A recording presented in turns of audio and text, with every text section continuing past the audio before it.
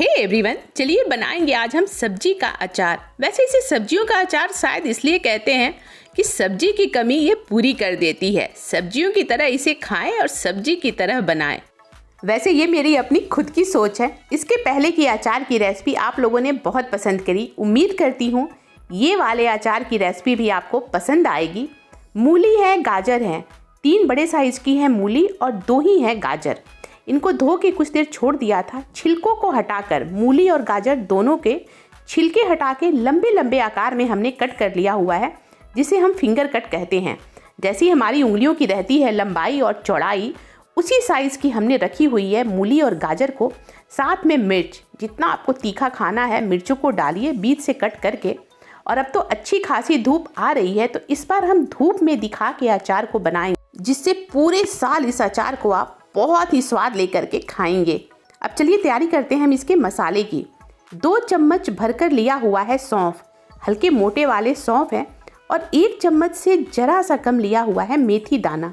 बहुत ही अच्छे और एक अलग से स्वाद के लिए 4 से 5 सूखी मिर्च। सिर्फ 1 मिनट के लिए मीडियम फ्लेम पे इसे भुनेंगे, बहुत ज़्यादा बिल्कुल भी नहीं भुनेंगे, इसकी खुशबू जो है वो मेंटेन रहे। अब गैस को बंद कर देंगे और यहाँ पर हम इसमें डालेंगे सरसों। मैं काली पीली दोनों ही डाल रही हूँ। 3 चम्मच भर के मैंने डाला हुआ है। 1 चम्मच भर के काली वाली सरसों है, 2 चम्मच पीली सरसों। और जब ये ठंडी हो जाएगी, भुनने के बाद जब ये पूरी तरह से ठंडी हो जाएगी, उसके बाद इसका हमें एक मोटा दरदरा पाउडर बनाना है। काली और पीली सरसों में ये बिल्कुल अपने चॉइस के ऊपर है। आप चाहें तो सिर्फ काली सरसों डालें, चाहे तो पीली डालें, चाहे तो दोनों बराबर बराबर डालें। यहाँ पर अब हम डालेंगे 1 चम्मच हल्दी पाउडर, 1 चम्मच भरकर देगी मिर्च, साथ में अजवाइन 1 चम्मच। हाथों से अजवाइन को कभी भी डालें अचार में, थोड़ा सा क्रश करके डालें, जिससे इसका फ्लेवर बढ़ जाता है। 1 छोटा चम्मच काला जीरा, या जिसे हम कलौंजी कहते हैं। और यहाँ पर हमारे ये मसाले, बहुत ही टेस्टी मसाले। ये मसाला अगर आपका बच भी जाए, कोई भी सूखी सब्जी आप बनाते हैं वहाँ पे आप इसे डाल सकते हैं। इन मसालों को बहुत ही अच्छा टेस्टी इसका स्वाद आता है। और सबसे ज़रूरी नमक, प्लेन नमक साथ में काला नमक, दोनों की क्वांटिटी आप अपने अंदाज से डालें। अब एक तड़का पैन में डालेंगे हम 2 से 3 चम्मच सरसों का तेल। अचार तो भाई सरसों के तेल में ही बनेगी। और जब सिर्फ ये हल्की सी गर्म हो, जैसे आप कोई सब्जी को बनाते हैं, जो ही तेल गर्म हो जाती है गैस को बंद कर दें। और उसके बाद इसमें 3 से 4 पिंच डालें हींग। जस्ट आप हींग को डालें और तुरंत ही इस अचार के ऊपर लगा दें इसका तड़का।